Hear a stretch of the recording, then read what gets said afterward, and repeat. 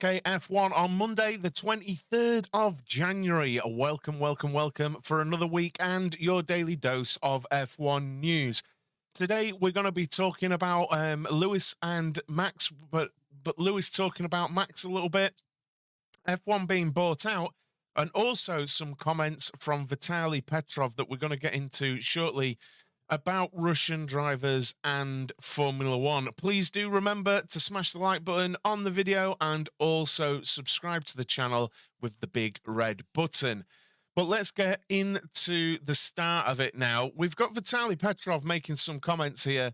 Now, look, I'm going to start off by saying I'm just reporting the news here. I'm just reporting the news, and you know, there's a lot of politics around this and a lot of stuff around this, but I'm just gonna bring you the news. I did wonder whether I should be, reporting this, but Vitaly Petrov, you remember that completely average driver that was in Formula One, and I'm not even being harsh. He has said that any world title is not valid while his countrymen are banned from competing. Because with the Russia-Ukraine war, Russia, as part of its sanctions, they've been stopped from competing in a lot of things. Of course, probably the most notable one to do with Formula One at the time was Nikita Mazepin, with his dad being somehow involved. I remember researching it at the time, but I don't particularly remember now. But not specifically in the war, but money and around Russia, so they cut him off, basically. So the Motorsport UK refused to recognise Russian licenses and stuff like that. And the Russian Grand Prix was obviously removed from the calendar. Now, FIA President Mohammed Ben Sulayem said that Russian and Belarusian drivers could only compete in their natural capacity under the FIA flag, subject to specific commitment and adherence to FIA's principles of peace and political neutrality until further notice, which I guess was giving up their, nationality on an international stage somewhat. I think a lot of sort of athletes did this in Olympic sort of competition things. This followed a number of other sporting organisations outright banning athletes, including the Olympic Committee. But what he actually said was, without Russia, I don't consider a single champion or Olympic title to be valid, Petrov told the Russian newspaper Sport Express. We have to stop being afraid of our people and bring Russia back into world sport. For me, it's not acceptable. I don't understand at all this absurdity of imposing certain opinions on people. I'm just bringing you the quotes. We can use the current situation as an impetus for the development of motorsport, training young people to guide them further into the future. At the time of the Russian invasion, Ben Sulayem from the FIA said that they were hoping for a swift and peaceful resolution. Petrov said, the isolation will not last forever. I understand it's difficult, but no one should give up. I myself have wanted to race in Formula One all my life, so I understand young drivers very well, but they have to be patient, practice, and not stop believing. So when the opportunity to come back comes, we'll all be ready. Now, look, part of me is like, okay, that's a Russian saying those things in Russia. It's not as simple as how, I guess, I want to say we have it, but some comments sometimes do sound like a Russian person saying things in Russia. But look, part of me, it's a difficult one, because I suppose I don't like bringing politics into anything I say on my streams and stuff like this. And the point I've made before about stuff is, if you remove a country from a situation, so if you take away that it's Russia in this example. If it was Italy, okay, what Italy decides to do isn't necessarily the choice of its people. And, you know, like if England did something or the UK did something, I'd still be an F1 fan. And that's, I get why there's sanctions though, and it's above me to judge on that. I do think the comment where he said, I don't understand all this absurdity of imposing certain opinions on people is misjudged. And that's as kind as I can be on that. But I think everyone is on board with the sanctions in place. And to say an F1 World Championship is not valid without Russian drivers taking part is just stupid. Has there ever been a Russian race winner, even? I don't think Petrov won a race, and I can't think of another. Who did we have? We had Sorokin, rings a bell. We had Mazepin. We had Petrov. I'm trying to think of other Russian drivers.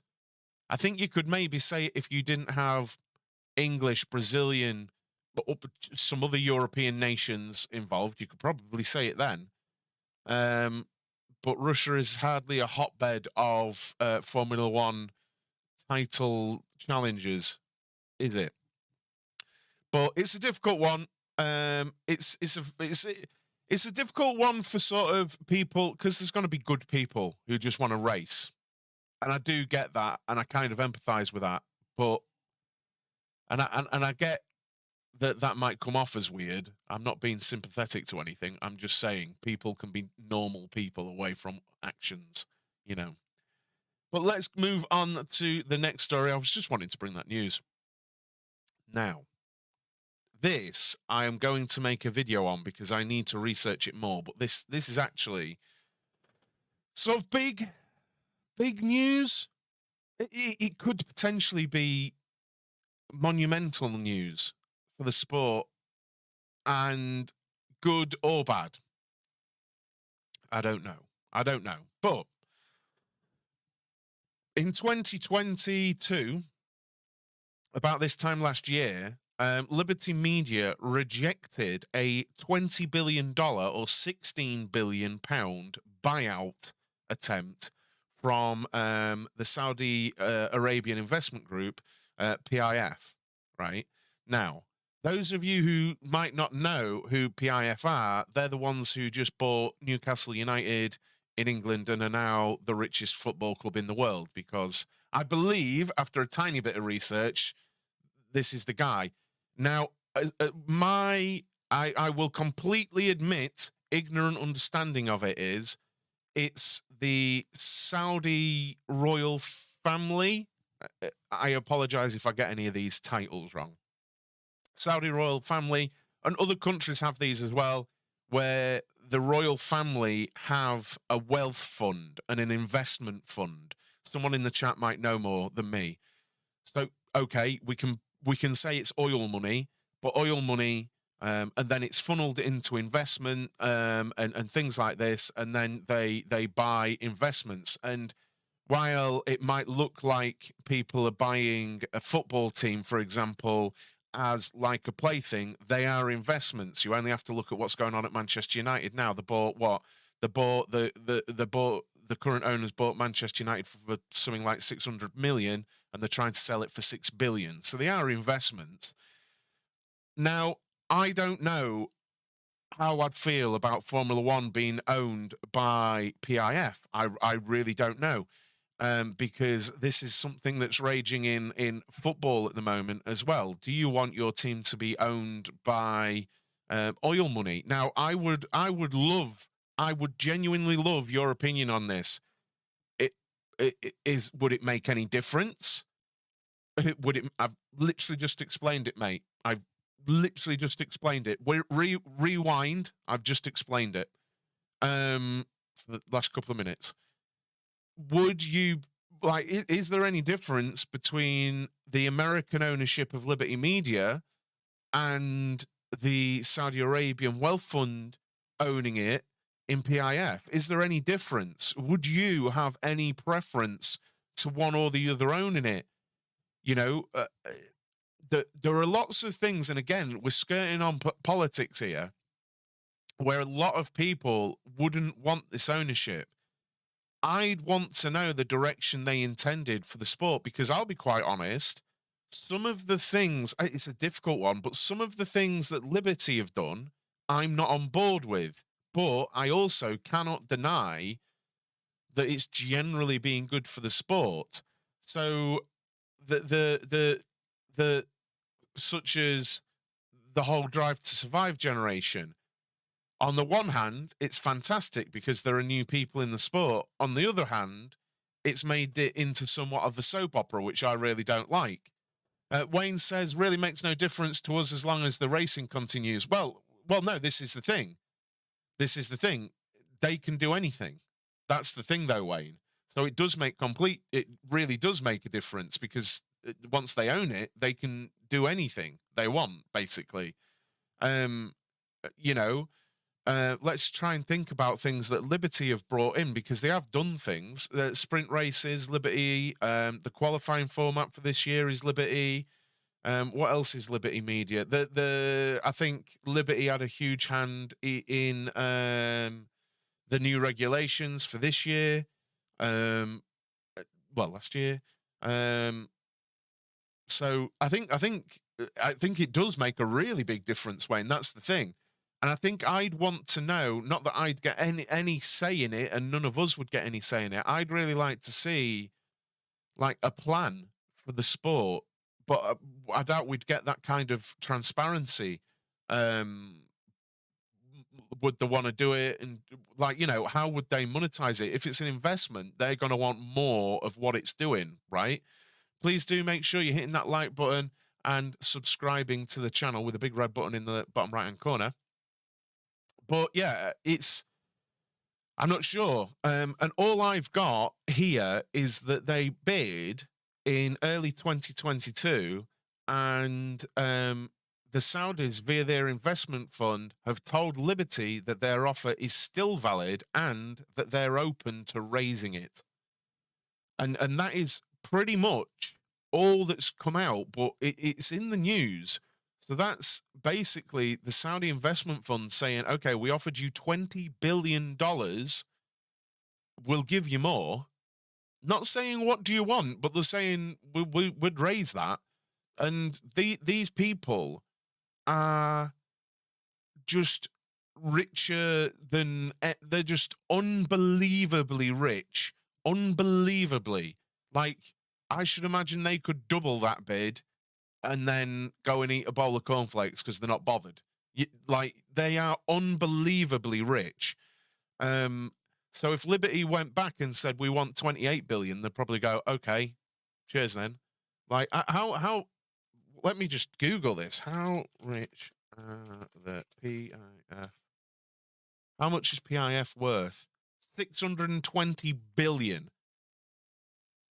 Like, these people are unbelievably rich, and that's just the investment fund, right? And it's one of the largest sovereign wealth funds in the world.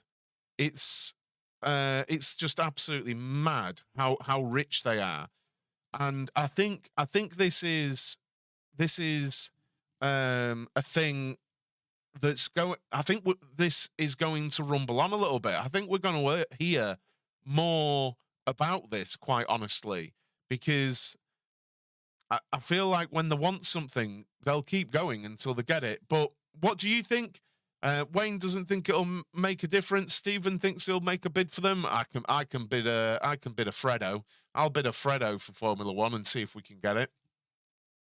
But again, love to know your opinions. Are you bothered? Are you not bothered? Do you think it'd be good for the sport, bad for the sport, not change the sport? Let me know in the comments. Now, on to the main sort of story, mainly because people love the drama. But there's some comments, I'm not sure from when, but this is on crash.net. It was an interview actually in Formula One magazine, but I'm getting it from crash.net. And this is coming from Lewis Hamilton's side about Max and issues and things like this. And I'm just going to go with some quotes here. The 7-time world champion has denied he has any issue with the Red Bull driver. He says, people like to talk about there being a problem between Max and me, he said in his interview, and he just said they're fairy tales. I respect him. And then he said, I can't, he can't say if the feeling's mutual. And he just said, he's a lot younger, so maybe he's got a problem with me. But I'm not sure about that, and I actually assume he doesn't, although I can't speak for him. And, you know, he went on to say, he did everything he had to do in 2021.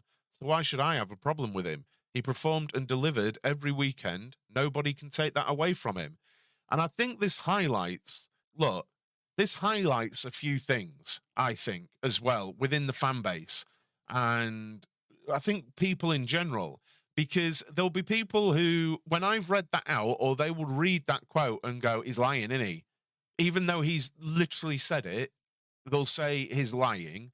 And the drama, if they've both got competitive cars next season, according to everyone, they'll hate each other again, even though Hamilton has very literally just said he has no problem with him, and has literally said, I respect him. Like, you know, and I don't think he's wrong. He's a lot younger, so maybe he has a problem. Like, there's an age difference. That happens. And I'm not sure about that, and I assume not. And he can't speak for him. Like, there's nothing wrong with what Hamilton has said there. And I think this is a thing that's crept into Formula One. And honestly, I'll swear, it's fucking odd. I don't understand it. Where I find it like kind of footballish, where fans are more bothered about hating each other than the actual people involved. It's weird. It's very, very weird. Like, Max and Lewis, seemingly, both of them have said don't have an issue with each other. Like, they don't have an issue with each other. But fans, God, you only have to go on a couple of forums and well, not forums, but you just see a few comment threads and things like this, and you just see how much hate there is between the two fan bases. And it's very weird. It's such a weird thing that people care more than they care about that rivalry. And I can't help it. I it's not a thing I subscribe to or agree with. It's very weird. But if you're one of those people, I suppose people get enjoyment from it. I don't really know why, because I just think people, it's all a bit, honestly, it's all a little bit low IQ. It's all a little bit childish. It's all a little bit daft. Like, people can race each other and not hate each other. Like, this is a thing over the last few years. Like, I don't know. I don't understand it.